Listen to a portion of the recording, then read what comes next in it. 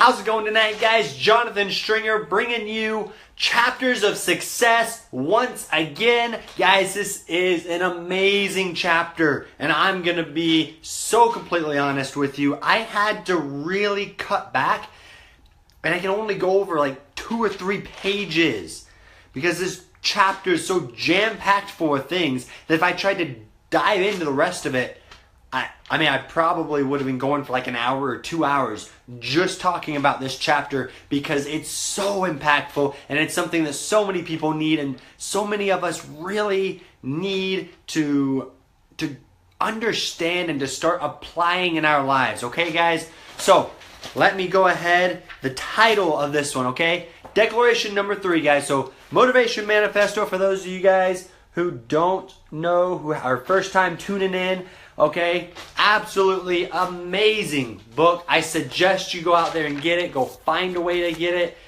It's free. Really, Brendan offers the book for free. All you have to do is pay shipping. Yes, he's going to try to upsell you afterwards. And am I going to say it's a bad thing? No. Brendan's got some awesome stuff. But you can get the book for free. You just have to find a link to it. I got my book so long ago, I don't actually have that link anymore, so I apologize. But name of tonight's chapter is Declaration 3, We Shall Defeat Our Demons.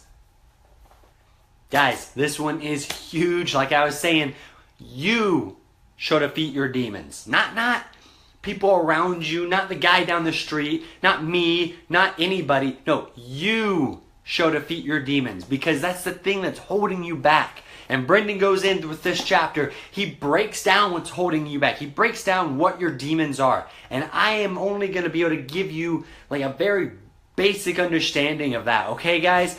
Very first quote that he starts out with. Love this quote to start the chapter. A person who doubts himself is like a man who would enlist in the ranks of his enemies and bear arms against himself. That was said by Alexander Dumas. Guys, I want you to think about that for just a moment, okay? Person who doubts himself. If you are doubting yourself, whatever goals you're going after, whatever desires you have, whatever success that you are chasing right now, if you doubt your ability to make it there, if you doubt your ability to make it there, you might as well not be going because you are fighting against yourself. It's just like signing up to go to war against yourself. And a house divided cannot succeed. We all know that quote. We've all heard it. You can't be at war within yourself when you're going after a goal, when you're fired up, when you're trying to push forward towards something extraordinary, guys. Okay? So as we progress in life, as we grow personally, intellectually, spiritually, in all these different ways. Okay, as we grow, we start to notice there's a truth that goes about things. It's something very important. And it's that our circumstances aren't the things that impact our ability to succeed. Not hardly at all. I don't care if you're homeless. I don't care if you've got a terrible relationship. I don't care if you have no relationship. I don't care what your past was, what your past actions were. I don't care if you went to prison. Maybe you were the perfect, like, Mother Teresa, the epitome of Mother Teresa being reincarnated, okay? I don't care. The past is the past. That doesn't affect your ability to succeed in the future. Your circumstances do not affect you anywhere near. Anywhere near, guys, okay? As much as, and I'm going to use the word that he uses because it's so important, okay? Anywhere near as much as our thoughts, all right? And I'm not just beliefs, nothing elaborate, our thoughts. So I want you to think about that for just a moment. Brendan uses words specifically because they're important. The way that he communicates is so important. And he says your thoughts are more important than any circumstance that you've ever experienced in attaining your success. That means wherever you're at right now, like I said, I don't care if you're homeless, okay? It doesn't matter.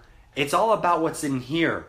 I was listening to Eric Thomas, big motivational speaker, absolutely phenomenal guy. And he talked about the importance of vision, okay? This is a little bit, my own insert here, okay, real fast, guys. He talked about vision. And he said at the time he was broke and he was homeless from the age of 17 through 19, okay? 17 through 19. About 2.5 years that he was homeless. He said he'd wake up, but his vision wasn't homeless. He said he'd wake up and he knew he wasn't always going to be homeless. He'd wake up and he knew he wasn't always going to be there. Okay? Your thoughts are so much more powerful than your circumstances. Just to give you a little insight, Eric Thomas is now being ranked among one of the top motivational speakers on the planet. Up there with Tony Robbins, up there with Jim Rohn, up there with, oh my goodness, I am forgetting another big, Bob Proctor. He is up there with those guys, all right? He's huge. Okay, guys, so your thoughts are so important, all right? Let me get back on track here.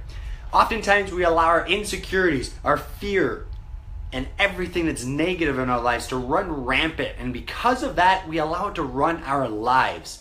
You wake up in the morning, you have a negative thought, and all of a sudden the rest of your day is negative because you don't have the capacity, or you choose, I should say, you do have the capacity. You choose to give up that ability. You choose to give up the capacity to change your day and to be in charge of it. You allow those negativities, you allow those fears and those insecurities to run your day, and that is tearing your success to pieces, guys. Absolutely shredding it. All right? And the hardest part, okay? The hardest part, I'm going to read this out of the book because Brendan says it so well. He says it so amazing, right? He says, none of us wants to look in the mirror and realize that the person looking back is the cause of so much frustration. We would rather smile in the reflection and be proud of its courage. We want to see ourselves as free and motivated masters of our own lives. Yet a quick glance into our own tired eyes often reveals a knowledge that we are standing in our own way. Too often we find ourselves muttering at the mirror, "You again? Why can't you get your act together and go for what you truly desire?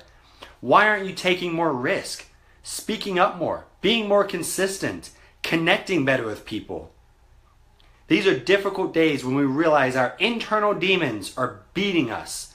Those days must come to an end now.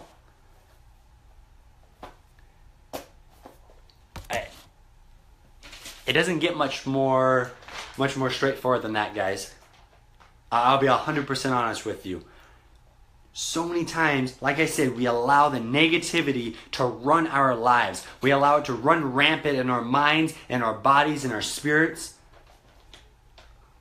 But it's time now for us to stop letting our internal demons control us. It's time now to stop letting our internal demons destroy us.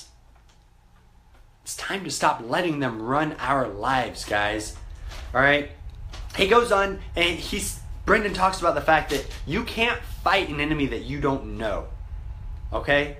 And he's not trying to say that you are the enemy.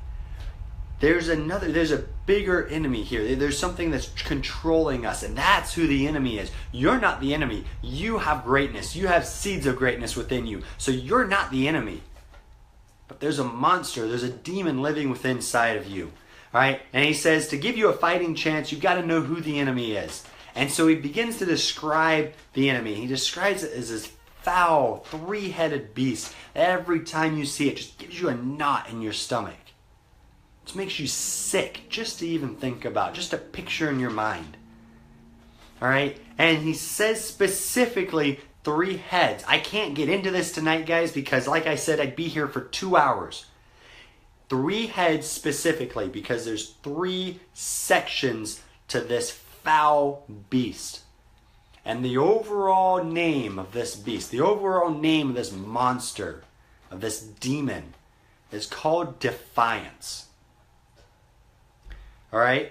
It grows from seeds of fear fed to us by the tyrants, the cautioners, and the cautioners who taught us to favor doubt over fear, I might add, the apathetic followers who taught us to delay rather than act. It's fed to us by all the negative thinkers. All these seeds that are just planted within us. All right, and we allow them to grow. We allow them to just grow bigger and bigger until they're so big that they've turned into this giant demon called defiance. All right, defiance grows whenever we give in to negative or fearful thoughts. Those thoughts sound like, I'm not good enough. I should stop doing what I love because I'm scared I might fail. I'm not worthy of the trust. I'm not worthy of the success. I'm not worthy to be standing here receiving the congratulations of my peers. I'm not worthy to even have this opportunity to change my life. I'm not worthy to step into that limelight. I'm not worthy to be a parent. I'm not worthy to have a degree. Sometimes we don't say it in those words, guys. Sometimes we say it and I'm not smart enough. I don't know if I can do that. I don't have the skills. Why am I here? Why was I chosen? Why did they hire me? Why did they accept me into this college? Why did I join this class? You guys understand? Like that. Oh, so many times we doubt ourselves. And when we doubt ourselves, when we give into these fearful thoughts, we allow defiance to grow. It grows within the pit of our stomach. And it takes over our body.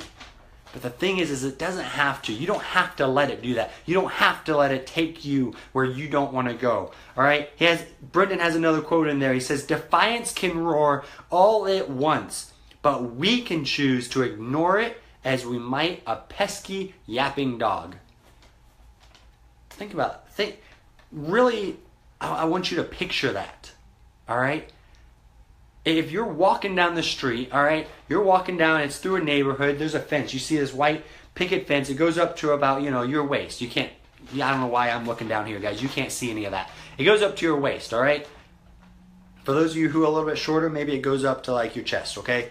It's a couple feet high, and all of a sudden you see this dog. It's a little wiener dog, all right? And it comes over and I mean, every time you walk by the house, it just yaps at you non-stop. From one end of the yard all the way to the next end of the yard. It stops once you leave, though. Do you let that control your life? Do you walk up to that house and say, oh shoot, that dog's here again. I'm going to cross the street. I'm going to go on the other side. I'm going to go all the way around it. And it's going to change the course of my life. Just like you would ignore that dog, you can ignore defiance. You can ignore the doubtful thoughts. You can ignore the negativity, the disbelief. Guys, you just have to make that choice. All right? There's 3 weapons. All right? When Brendan breaks down the 3 heads of defiance, when he breaks down the 3 pieces of this demon that's tearing you apart, that's ripping your success to shreds, he gives 3 weapons to use to fight against it. All right? Weapon number 1 is faith. Number 2 is action. And number 3 is love. Faith, action, and love is all you need in order to overcome defiance. It's all you need in order to attain your goals. It's all you need to achieve anything that you want in life. And that's something that everybody can have, something that everybody can build up to, something that everybody can do in their life. And because of that, you have the ability to conquer defiance. You have the ability to put that demon within its barriers, to say you don't belong to be you don't deserve to be such a prominent member of myself. I'm locking you away. Guys, the difference between successful people and unsuccessful people isn't the fact that one goes through that and the other doesn't. It isn't the fact that one fights with defiance and one doesn't. It's the fact that one gives in to defiance and the other conquers it. One chooses to lay down and surrender, and the other chooses to press forward. That's the difference between you now and where you want to be. You've got to stop letting defiance run your life. Guys, every time I do this, I've got to read a little bit out of the book because and I've read a little bit to you already, but you're getting another dose of this, okay? Absolute golden paragraph, so you got to listen to this. All right? All great people in history, all the heroes and leaders and innovators who lit humanity's way out of darkness and ignorance, forged within themselves the courage to overcome their internal conflicts when it mattered most. In many ways, they are just like us. They worried. They procrastinated. They sometimes had lower opinions of their fellow human beings. But what made them celebrated, what pushed society forward, what gave birth to their legend, was a sheer will to overcome such impulses, to faithfully, actively, and lovingly fight for a better life for themselves and for others. Let us learn from them, let us master ourselves, and let us now add our own chapter of courage to the good book of humanity. I challenge you to have the courage to fight against defiance. I challenge you to infuse your life with faith, action, and love. I challenge you to take that step to face the demons inside of you. Not to lock yourself away, not to allow them to continue bullying you and pushing you around. Challenge your demons and say, you won't run my life anymore. You won't control me. I'm in charge.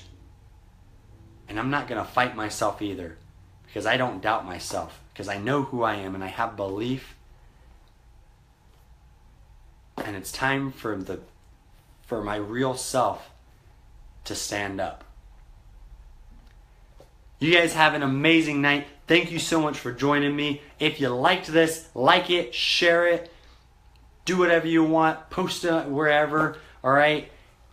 Comment below, let me know what your thoughts are, and let me know how this is helping you guys out. I want to bring to you some of this book every week because it's changed my life. It's changed the way I've looked on everything, and I'm going to continue to do so. We're about halfway, a little bit over halfway through the book, guys, and it's only going to get better. Every chapter, it amazes me how much better it gets. But if you really want to get the life-changing effect from this book, find a way to get it. I don't care if you have to go find it at the library, if you have to go find it at the thrift store. Go get it and read it. Just read a page a day. Read a chapter a day. Chapters are pretty long, so maybe read like half a chapter a day. Whatever fits your life. But let it change your life.